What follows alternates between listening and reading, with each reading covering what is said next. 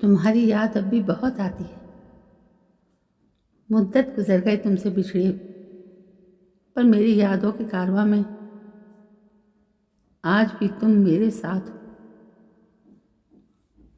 तन्हाई में जब भी बैठती हूँ, तुम्हारी तस्वीर पलकों की चिलमन पर आंसू की बूंद बन आ बैठती है। ये कितने खुश नसीब पल थे जब तुम मेरे साथ थे। तुमने अपनी मोहब्बत का इजहार खुलेआम कभी नहीं किया था, पर क्या मोहब्बत शब्दों की मोहताज है? मेरी हर वक्त फिक्र करना, अपनी हर बात मुझसे शेयर करना, मेरी हर समस्या का समाधान ढूंढने की कोशिश करना, क्या ये सब बातें गवाह नहीं थी कि तुम मुझसे कितना प्यार करते थे? तुम मेरे परिवार की भी उतनी ही फिक्र करते थे।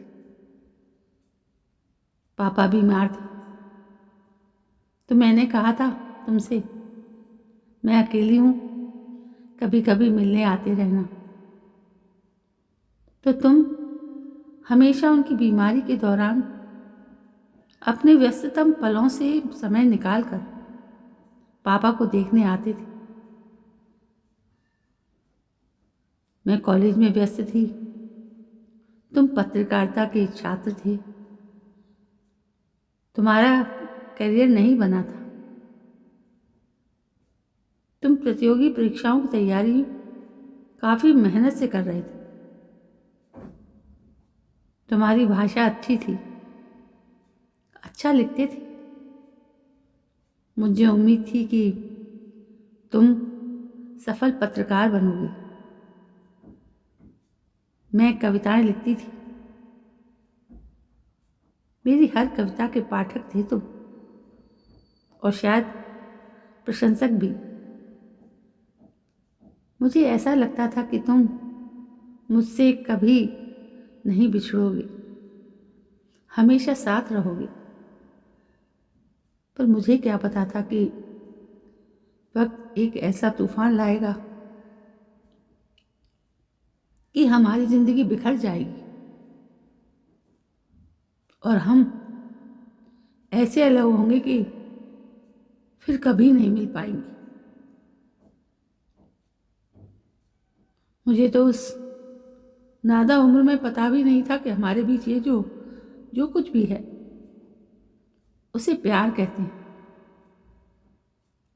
ये सच है कि ये ऐसा प्यार था कि हमने एक दूसरे को कभी स्पर्श तक नहीं किया था, सिर्फ मन की छुअन थी हमारे बीच। लेकिन जब तुम्हें मुझसे अलग किए जाने की कोशिश की जाने लगी तो मैं दर्द से तड़प उठी, और शायद तुम्हारा भी यही हाल हुआ। और तब मैंने जाना कि तुम्हारे और मेरे बीच और कुछ नहीं बल्कि प्यार ही था। मेरे और तुम्हारे प्यार के बीच मेरा परिवार आड़े आ गया, और ये मैं आज तक नहीं जान पाई कि क्यों। हम एक ही जाति के थे, जाति बंधन की समस्या नहीं थी।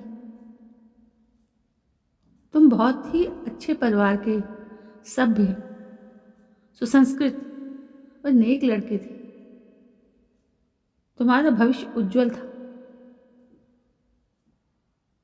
तुम विवाह बंधन में भी बन सकते थे।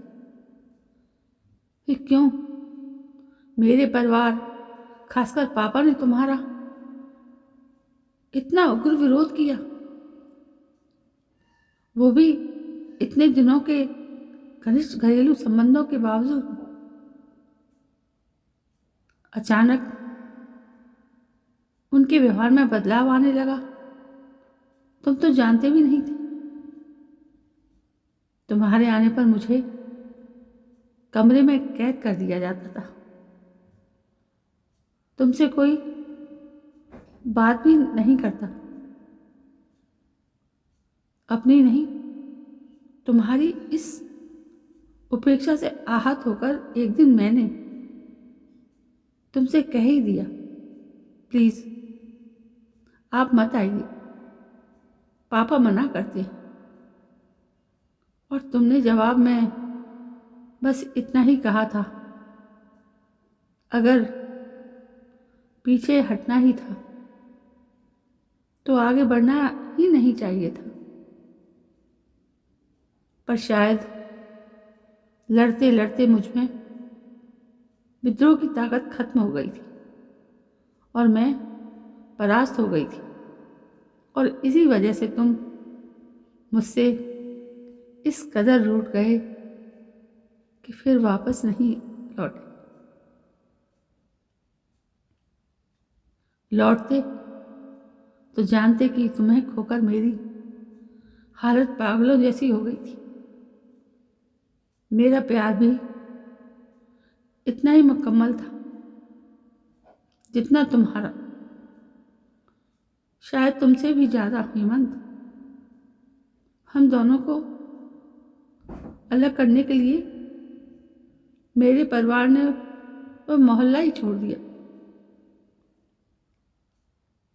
तुमसे संपर्क के सारे रास्ते उन्होंने मेरे लिए बंद कर दिए।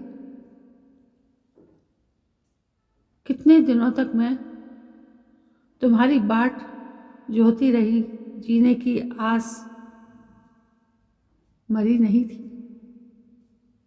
इसलिए जिंदा लाश बनकर जीती रही, पर तुम नहीं आए। अब तो सारी आस ही छोड़ चुकी हूँ। बस सोचा है कि किसी पत्रिका को लिखकर अपने दिल का बोझ हल्का कर लूं। मैं जानती नहीं कि तुम आज कहाँ हो, किस हाल में हो, शादी कब की हो गई होगी, पर मैंने तो शादी भी नहीं की। इसी परिवार में उम्र कैद चुन लिया है मैंने तुम्हारे लिए।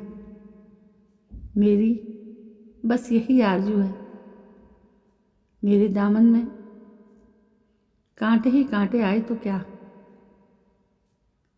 रब तुम्हारी झोली फूलों से भर दे।